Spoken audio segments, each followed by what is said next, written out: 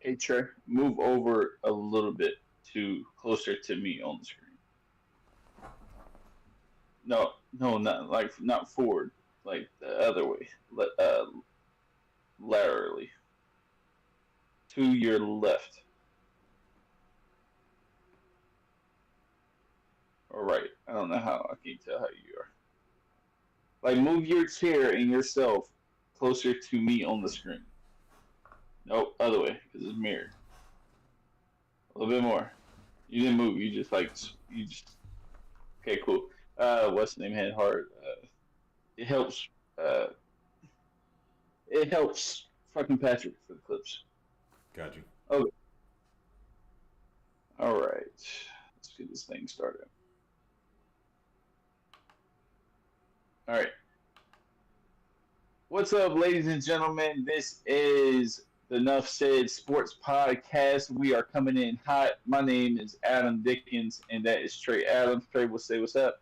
What's going on, everybody? Appreciate y'all coming through. Got another video for y'all. Country accent. The fuck. I don't know where that came from, but while that came out. uh, it's what your West Virginia side came out. All right, we coming in hot. We got a nice, juicy, good. That's a weird way to phrase it, but You a sound juicy hungry. You episode sound for you hungry. guys. I didn't think about it like that. I thought about it like a kinky, weird way. That's kind of strange. All right. Anyways, we are more excited to see you guys than Travis Kelsey is to see Taylor Swift's flapjacks in his bed. And so we're gonna hit it off hot. We got to talk about Colorado losing today. We got to talk about Chandler Jones and his CT going crazy. And then we're gonna preview some of these NFL topics. So with that being said, cue the intro, guys. All right, we are back. Trey, how has your week been, man? Week went by fast. Glad it did. And I'm on a little bit on the slow side right now. I'm recovering from last night, but honestly, I'm not really because I'm just continuing drinking now. So, but it was a good week, busy day, but trying to get my life together. How was yours? I feel it just about the same. Life of being an adult, but a big sports week, a lot of stuff happening, a lot of stuff going on. The first topic we got up is to me literally the biggest news. It's not NFL stuff, unfortunately. It is NBA topics. Damian Lillard was traded to the Milwaukee Bucks, and I swear on top of everything, I never thought I would ever say that. Like just a mind blowing statement. He was traded in a three-way trade. I'm gonna be honest; it's a lot of information in the trade, so we can just talk about it as we go through. All right. So, with that being said, who won this actual trade between the Bucks? Who else was it? The Bucks, Phoenix and the the Trailblazers. Portland, and yeah, Portland and the Suns. So, who do we think won this trade? I don't know if it's a surprise or a shocker, but I'm gonna say the Blazers. I honestly love what they did here. What? I'm going that route, and that ain't for no content bullshit. That is straight up. I think they did the right move, and they got something back in return. In a sense of your for their future, their building. You got a center, a young center who needed a new in Aiton. You got a center, a young center that now needed to be in a new location. So he gets a fresh start. Then you get Drew Holiday. You know you're gonna end up flipping him and trading him, which is cool because you already got two young dogs already at the guards, and he's not really a three. And they have I feel like Thibault's a good three for them already anyway. Um, I just like what they're doing over there. I think that was good, and you got draft compensation. I think that's a good deal. I think they benefited the most. Obviously, they got rid of their best player, but realistically, they didn't force anything going to Miami or anything like that. I think they made the best move possible for them. See, I didn't know I had Skip Bayless as my co-host today. I thought I had Trey Adams, but it seems like I have Skip fucking Bayless as my co-host. I don't see how you can't say that the Milwaukee Bucks didn't win this, man. Like you literally lose a supporting point guard, literally in the definition way in Drew Holiday. Um, and then you gain the man, the legend, the same guy who literally dictates the entire offense, and literally has put the Trailblazers on his back for the past 11 years, I believe, something like that, 9 to 11 years. You have a you got exactly what you need, which is somebody who can take over when Giannis is kind of what we saw last year when he was injured, a little bit down, or he's just not at 100%. You have that guy. You have someone who can complement him. I just don't see how that's a bad thing. How that doesn't. You literally get a top 10 offensive talent. He's not a defensive liability either. I just don't see how that's a bad thing. Like you lost some draft picks, but let's be honest. Like Milwaukee isn't out here making some killer fucking picks in the draft. Like it's just not. You know, you only get one Giannis in a lifetime. It doesn't happen a couple more times over. So I think if anything, that's it. We'll cut it off at that. What are you the most excited about this trade right here? Like what aspect, what team are you the most excited for? Portland. I'm curious to see how that again. Scoot being taken over at the point. You got Anthony Simons, who's a walking 20 points. Again, Ayton gets a fresh start, and he gets to again pretty much now solidify himself as a star on a new team. Because again, he didn't feel that in Phoenix. That's why he was playing like shit. And now he gets to again rejuvenate his freaking career in a way and start fresh. And then again, obviously they're in the West, so it's like nobody expects anything from them. But again, they're young. They're going to be dogs. They're going to be that team that you necessarily can't sleep on, because if you think they're about to roll over, they might punch you in the mouth. I'm really excited to watch them develop and play together. I like to say, it's obvious the Bucks are freaking gonna do what they need to do. Like that lineup is gonna be crazy. So just thinking about it is Dame, Chris Middleton, Giannis. They could even go Bobby Portis at the 4 if they wanted to, and then Brook. Like they got mix and match, man. That lineup is just gonna be sick. To go back to your Trailblazers point, I I did find it pretty weird that the song that Dame put out, Yeah. and one of the lyrics that he spoke about or spoke in his song that he released, titled "Farewell." He said, "I could never be replaced. They'll know sooner than later." That tells me that bro thought Scoot was a threat, or they drafted him as a threat instead of a complimentary piece, or like the number two. That tells me he saw him as he took it as disrespect that they Yeah. went Definitely. him. Definitely. Definitely. I mean, who wouldn't? Who y'all play the same position? You already got your two guard, so yeah, who wouldn't? Yeah, y'all gonna be playing the same position and y'all both ball dominant. Hell yeah, that's a threat. Hell yeah. But this is my thing. You say you won't help, and then they get a top pick, and he takes it as a threat. Like what the fuck? Not Like at your it's position. Not at your ridiculous. position. Not at your position though. They could have. I get it. Like that was literally your replacement, dude. Like the moment they drafted him, you knew, like he was coming for your job. I guess. I don't know. I thought it was pretty crazy. He also, what you think of the song? I didn't listen to it. I'm not a big Dame Kim Rap fan. Like, yeah, I mean, he got some bars, but I'm not like banging it in my car. I'm like, hey, yo, put that Dame. Like, nah, that's not it for me. Yeah. What do you think about that? I didn't listen to the whole thing. I just like I said, I just know parts of it. I mean, you got everything you needed to say off your chest. Good for you. But I ain't. it ain't nothing to look like don't look too much into it type. I mean, clearly you had it already made because you dropped it the same day you was traded, literally. So you already had it made. It was just a matter of when it happened that you was gonna drop the shit. Like, let's be real here. Yeah, I think I saw it as just a little dramatic. I saw the letter that he wrote to Portland kind Mm. of dramatic too. Uh, Pretty much saying that he's gonna pull LeBron and come back after the fact, or you never know. I just see it as a little bit dramatic. I'm a big Dame Lillard fan. I just thought it was super dramatic. Like no one fucking cares. Like no offense. Like you shouldn't have been there that long in the first place. And now Exactly. it just didn't feel right to me. Anything else you want to touch on as far as the trade? Um, I like what I will also Phoenix. Phoenix. I don't want to just uh overlook what they did. They got Nurkic.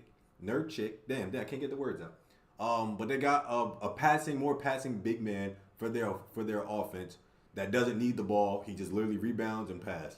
So I think that was a good pickup on their part. Like I said, you get rid of Aiton for that. So pretty much it was like a trade. It was just a simple swap for them. But That was cap space. That was all cap space. Them getting Nurkic, no, them getting Nurkic and getting rid of Aiton cleared up like 16 million cap. I mean, yeah, because it is a what you call it. I get that. But again, it's a good fit though. It's not like again, Aiton wasn't gonna get the ball in that offense with them three other people shooting. So again, now you have a big man who literally can just be the big and be cool with that. He'll go home happy with 10, 15 rebounds and 5 assists. He'll be cool with that. Yep.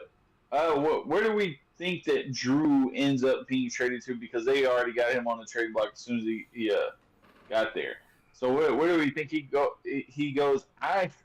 My personal opinion, I really like him going if he can get there somehow. I like him going to the Warriors and pretty much them sending Paul out.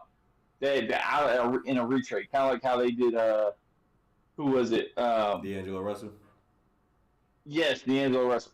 I I really like that because again, Chris Paul's kind of like in that category of D'Angelo Russell where he didn't really fit that fucking team, and so I think they resend him out, bring Drew in. You get a great perimeter defender that can fill in his role offensively and support.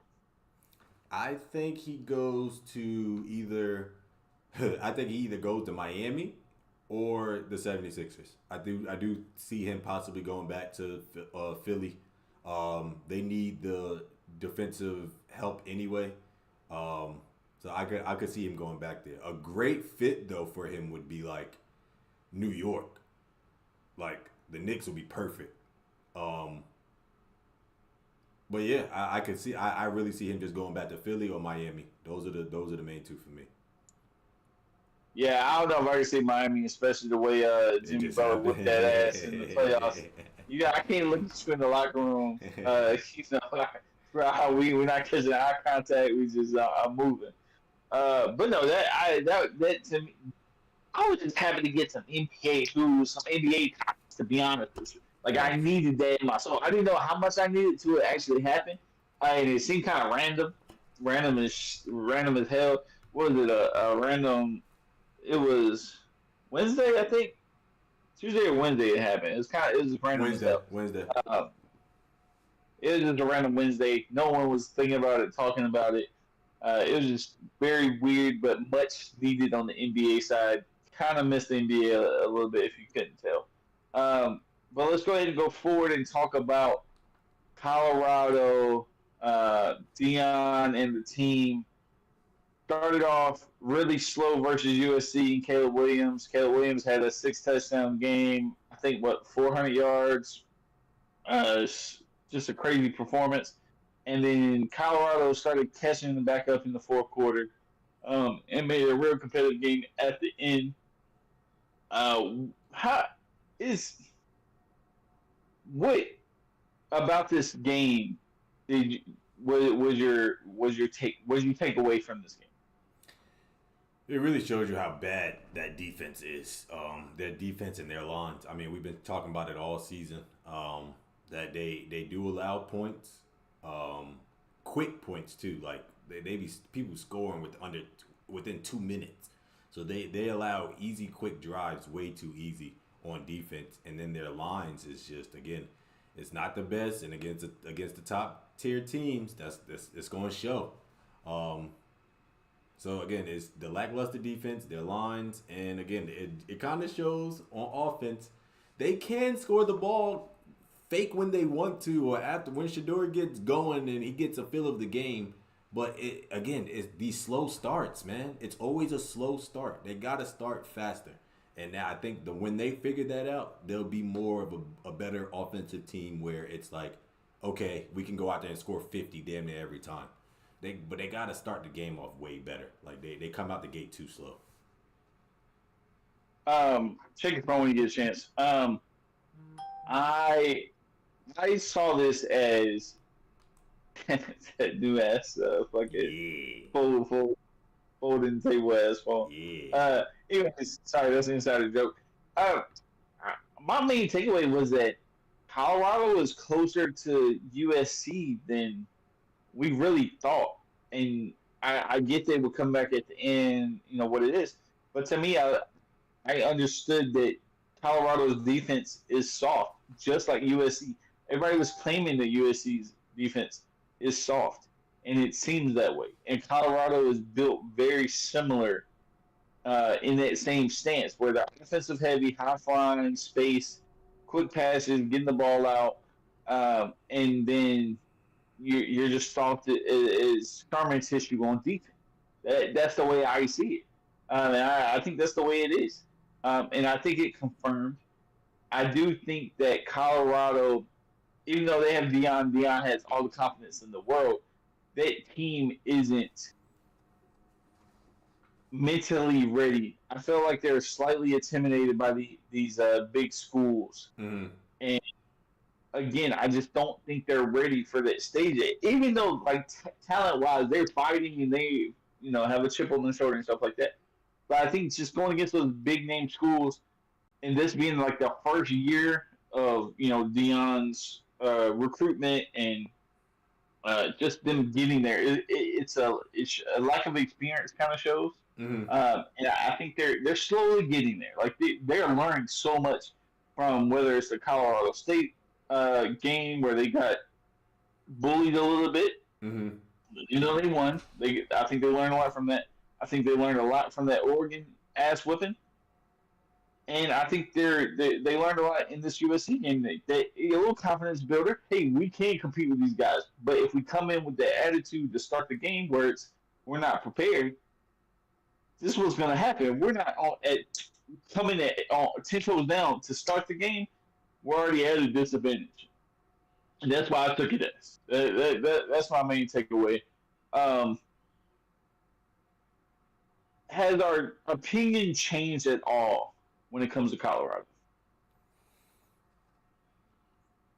As far as record, as far as how the season ends? I don't think so. I don't think so. I do not think so. I think, again, we didn't expect them to go undefeated. We expected them to lose these top 10 ranked teams, or top 15, you would say.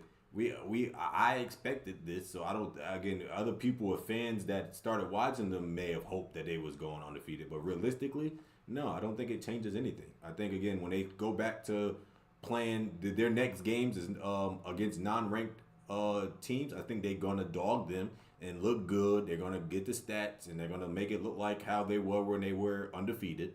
I think they go back to normal, man. So with that being said, I don't think it changes anything. You stick to the agenda, and again, you just lost to pretty much good teams. I don't think so.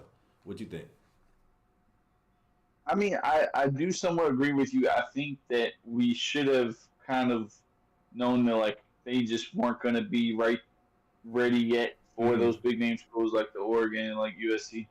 But I do think it puts them in a category where we know they can stomp those lower teams, those lower tier teams that aren't going to be good. And if you can do that and it not be competitive, you're still going to finish with a winning record at least. Yeah. At least. You know what I mean? Like you can trash talk the bad teams. That's cool. That'll be good for you. I mean, again, I think it does kind of. So I think that they got a little humbled, and I think it humbled the audience, even though like a lot of us want them to do well. Yeah. Uh, you still see that like it takes some progress. Um, let's go ahead and move on to some NFL topics. Finally getting into this baby. Uh, Chandler Jones. I joke about it a little bit, CTE, and have little CTE jokes, and that's fine. I'm all for it. But it seems like something's really going on with him. Seriously, he was arrested yesterday for, I believe, what I read was he took some of his girlfriend's stuff and was burning it in her backyard. She was at home, and then today he got released by the Raiders, according to I saw it on ESPN. Mm-hmm. He also alleged that or implied that Josh McDaniels had something to do with Aaron Hernandez being murdered in jail. Just saying a lot of things, very conspiracy type stuff. And really seems out of it. What are we? What do we think? Do we think it's just CTE? Does he have something to base this stuff off of? What do we think of these type of behaviors when we're seeing them um, from Chandler Jones? Well, for violating the DVPO, they had that's just nonsense and stupid on his behalf. But I mean, again, if it's CTE, if you don't got it, you better claim it now with all this shit that you're doing at this point. Let's be real. I mean, you could claim mental health now in any way, and honestly, you get a slap on the hand. So I honestly, at this point, you better have something because you acting like a damn fool right now. And I mean, with the allegations about the coach, I mean, he was coming for the owner too. He was going crazy, man. He better claim something. Better claim anxiety, fucking depression, claim whatever. But we definitely at this point. I mean, you was on the tail end of your career anyway. But like, that's not how you want to go out. That's not how you want to go out. Yeah, I'll add this point that his brother John Jones has been known for his drug habits. Mm-hmm. Some booger sugar, a little bit. Also abuse from beating his wife, like crazy bad. And what's the best way to phrase this? I'm trying to be as oh fuck it. They both got mental disabilities or some behaviors from whether it's drug use or whatever is going on. It does run in the family based on his brother. Mm-hmm. Not sure about the third. So it doesn't necessarily surprise me. I will speak for you, Trey, when I say we wish that he goes to a mental facility and gets all the help that he needs. I don't think his is drug based at all. It just seems just kind of CTE based or some type of something's wrong. Anyways, and we hope he gets all the help that he can. If not, it is what it is. But I'm still always down for some CTE fucking jokes. As long as nobody's getting hurt. And also, doesn't this just seem like the most Raiders shit ever? Yeah, definitely. Like, the Raiders literally just have the worst fucking luck. It's crazy because we were just talking about this in the PlayStation chat. Like, the Raiders fans are so fucking, like, I don't know how you become a Raiders fan and stay. They're so loyal, but they don't have anything to show for it. Like, they have nothing. Absolutely nothing. And their team is just completely all over the place. It's too much going on, as I'm saying, with them. It's always something. Like, they end up making the news somehow. I don't know how. And it ain't for winning. Doesn't it kind of seem like they should have moved to, like, the Los Angeles area instead of the fucking Chargers They should have because moved to this New seems Mexico. like this franchise just seems like a fucking movie. Like they seem like the real life replacements or fucking what's the Willie Beeman fucking movie? What's that shit? That's my Like movie. Hold on. We're not about to skip over the replacements. That's my movie. Not they got, not they got the running back from out of jail. yeah, bro, it's my favorite too. You know what I'm saying? But like, it's That's just my shit. the Raiders are literally the most movie like type of franchise. It's ridiculous. Um, all right, let's go ahead. Speaking of the Raiders, we're gonna stay on the subject. I believe Jimmy G is out this week versus the Go Chargers. get Shane Falco. They're gonna have to because Jimmy G is in concussion protocol, I believe. He was questionable before, but he is officially out. Do we think that the Raiders and Shane Falco are gonna have a chance to beat the real Shane Falco, fucking Justin Herbert?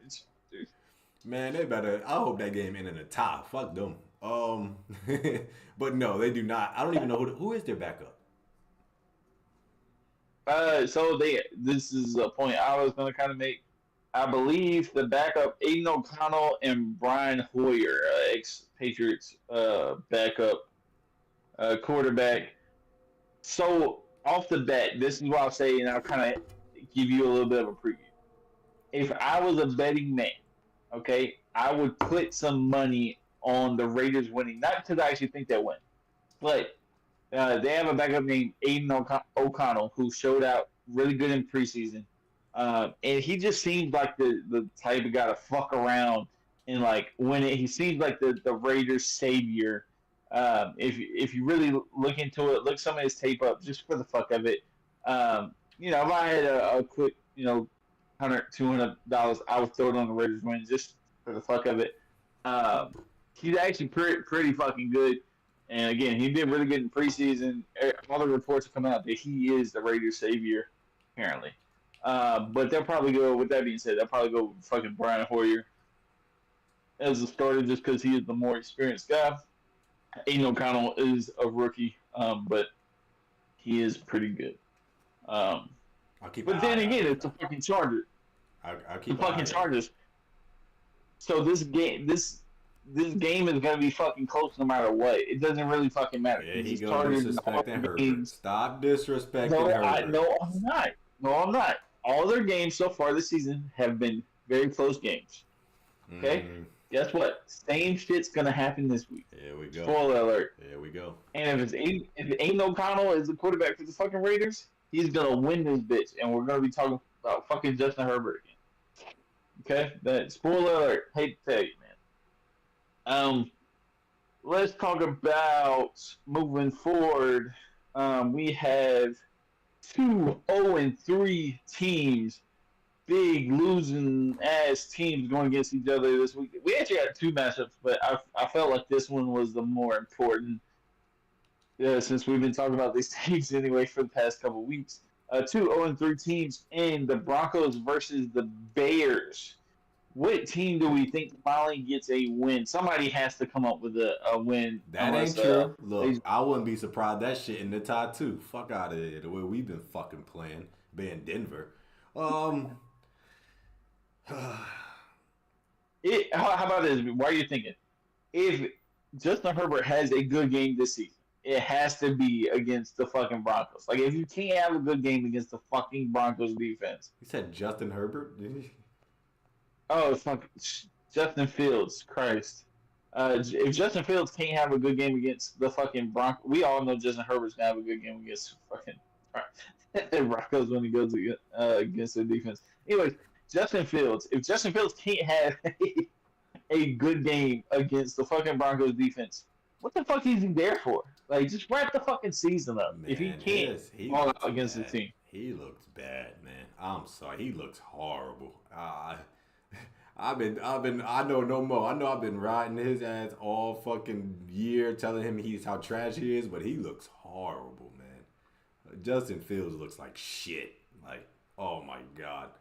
I definitely think Denver will win this. I definitely think we'll win that easily though. I hope we do. Holy shit, I hope we do. I will say this: I'm not. I think I might watch this game because it should be a exciting game no matter what. Like I assume it's either going to be no scoring at all or it's going to be all the fucking scoring, and that's all we fucking see, just running up and down. Like this might be like a 70-60 game, Shut like up. on some crazy fucking shit. Yeah, fucking Uh, Justin Fields goes off for 200 yards rushing. Yeah, I can see some bullshit like that happening. I can see it. I was gonna say 300 yards fucking rushing. To be honest with you, I could fucking see it in like I 50 yards passing. look. I can see that bullshit. How do we think Russ? I know you're a little skewed because you are a Broncos fan. Just giving the audience a heads up, even though they probably already know it. Um, how do we think that Russell Wilson does against this Chicago Bears defense? I Or think he like continues to play well. I mean, he's been playing. If you look at the stats, he's been playing fairly decent. I mean, it's not him. He's putting up numbers. He's moving the ball. He's getting his explosive weapons. I would say, being Marvin Mims, he's unleashing him. I think he continues to do that. I think he continues to play well. And again, it's just a matter of the freaking defense. If they can stop them and get off the field, again, they can get their first win. But I think Russell, to answer the question fully, he continues to play well. I do think that whichever team gets the win, my vote is gonna go. I'll go Broncos. I think the Broncos win this fucking game. Unfortunately, but whichever team does win, okay, they need the momentum. Hopefully gives them a little momentum going into the next few weeks because they definitely fucking need it. Next thing we got up from the battle of the losers to the battle of the winners, we have the Buffalo Bills versus the undefeated Miami Dolphins, who are coming off that 70-point game.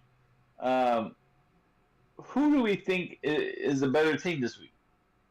You know where I'm going. I'm gonna say the Dolphins, hands down. I think they're. I'm not a believer in the Bills anymore. I'm giving up on that. I'm giving up on them. I'm giving up on them. The Why would Dolphins. you say that? I'm not a believer in the Bills anymore. I'm tired of their offense. It's boring. It's the same shit every week. Um, their defense has been playing better, but I just think their offense is not the same, and it's missing that still that running game. They need a better running game. They always will. So I'm going Dolphins here, and I do think they're a more complete team as well. So again, they're undefeated.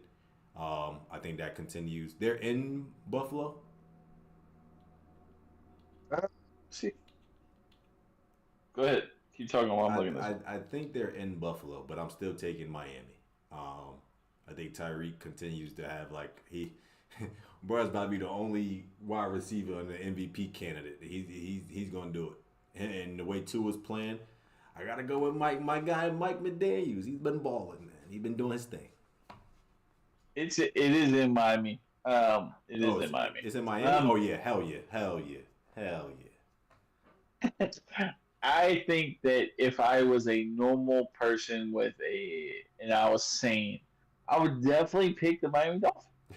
But with that being said, okay, the last couple weeks, just like Miami, the Buffalo Bills have been on fire, and I think they're actually better than what they were last year.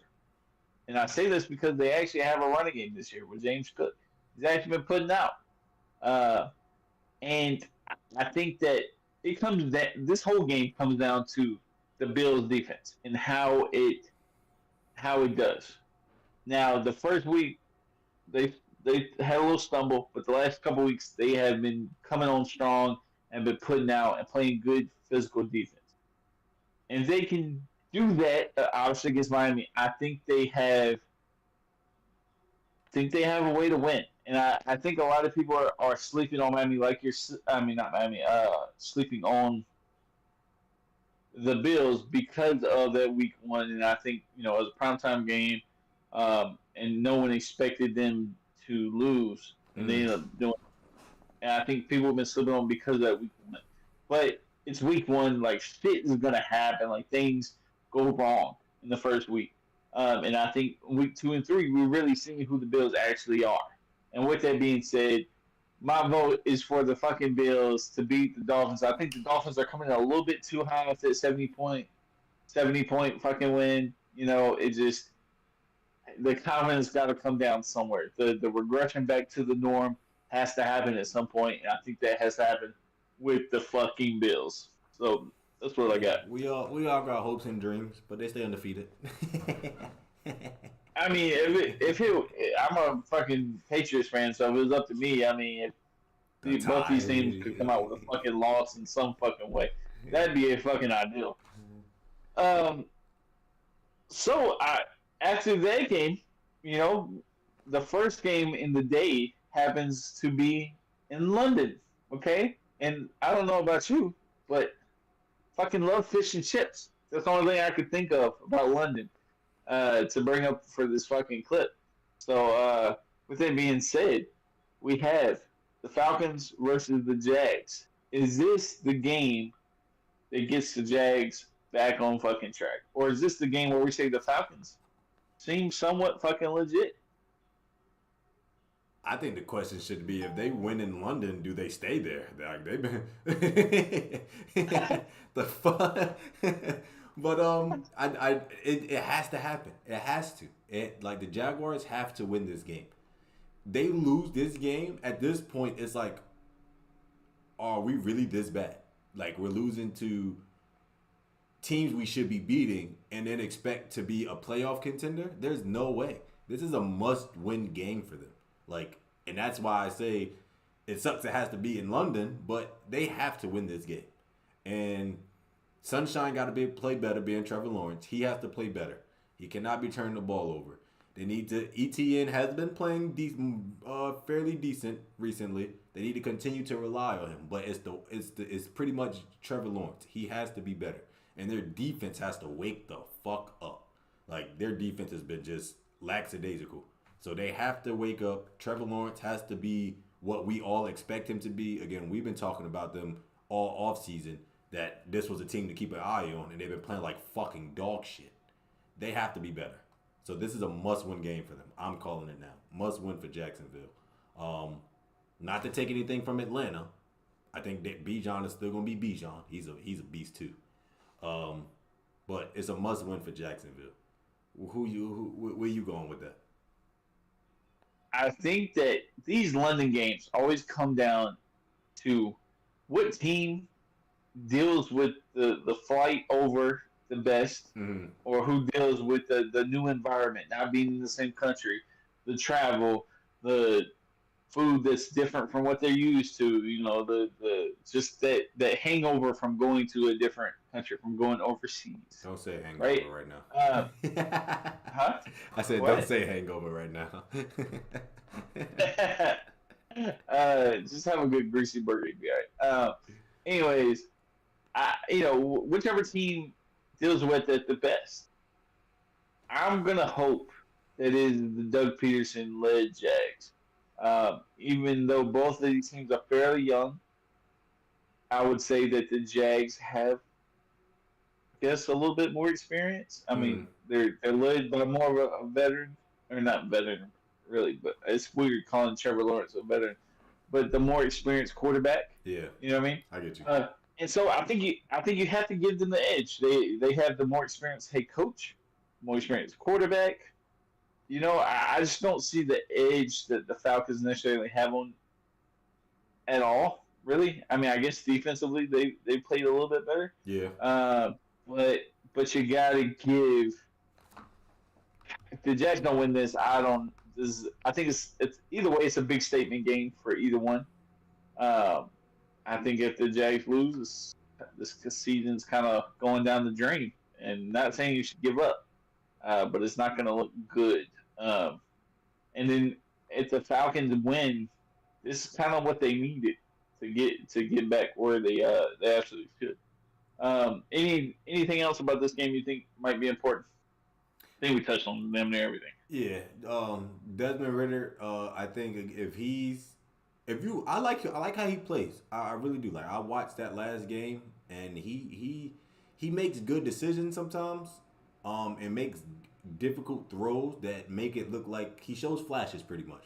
He shows flashes that he could be the guy in Atlanta, and I hope he continues to do that. I want him to be that guy for them. So they have their quarterback, they run it back.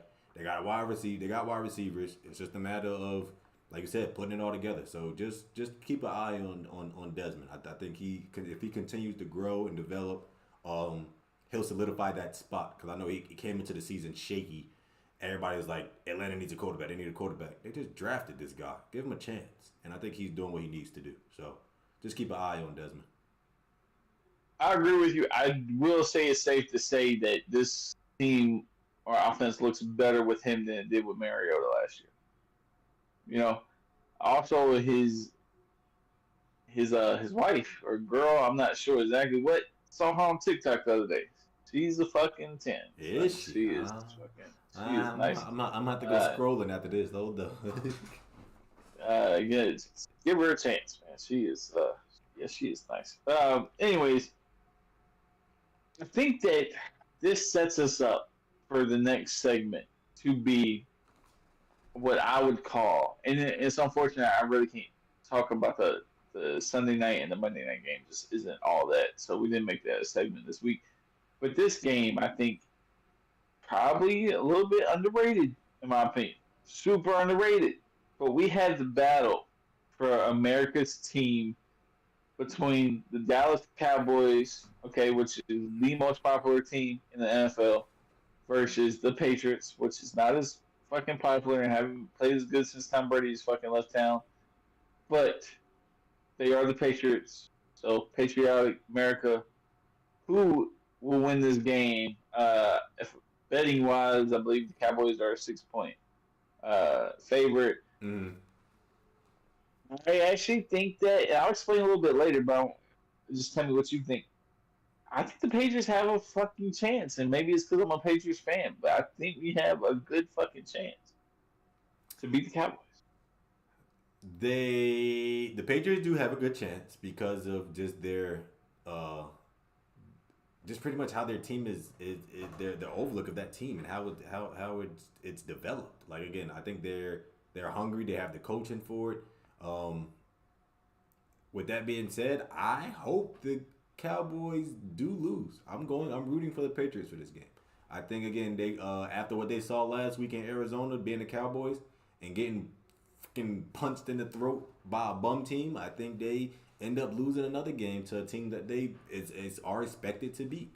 And but again, I think being Bill Belichick and him coaching up players and just having the game plan for a team, I think he gets to that. I think he figures out the weaknesses, he exploits them of that, and I think Cowboys defense plays good. I just think at the end of the game, the Patriots are just going to be better coached, and I think very slim. Like if I had to guess a score, I would say like 27-17 Patriots. I don't really see it being a high scoring game. I think this is a game CD Lamb goes the fuck off on Dak. Like I think he completely just starts like yelling at him on the sideline because he's not getting the ball the way he needs to. I think he like explodes and social media goes crazy because again, Bill Belichick will have a game plan for you. So watch, I'm telling it. CD Lamb gets upset and it makes it very visible. If you think CD Lamb is going to go off, son, this is the overreaction to me for Cowboys fans. This is the moment where we see the Dallas Cowboys volcano fucking rumble a little bit, and it's just going to fucking explode because they're going to lose to the fucking Patriots. If you thought last week was bad, put on top of that, yes, you have a Dallas Cow, bruh. I got a fucking I see it on the camera. Beat the shit out of this fucking fly, bruh. Literally, there's nothing in this room. All right. Anyways, this is the week where the Dallas Cow. This is fucking pissing me off. this is the week where the Dallas Cowboys fans volcano just bust. Okay, it burst, everything's in flames. Because you, if you thought last week was bad, okay, put on top of this that I'm pretty sure Dak is going to throw at least 1 to 2 interceptions, Definitely. and they are going to be gifts to God to hand these Cowboys an ass whipping.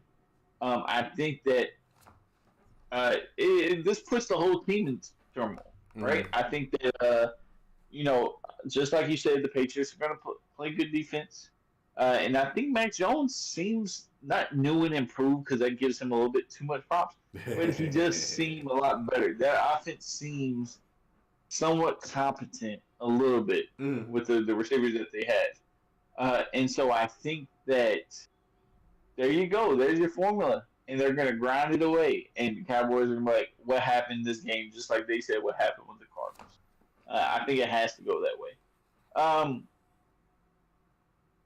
Definitely, guys, let's thank our sponsorships. I know there's a change of direction pretty fast. Thank you to our sponsors in Sonorous Wave. They made the intro song to start this episode with. And then also thank Dreadsock for being a sponsor. I'll play the commercial at the end of the pod. Make sure you check them out if you have a protective hairstyle or you got locks. And keep that hair lint free, nice and tidy when you go to sleep.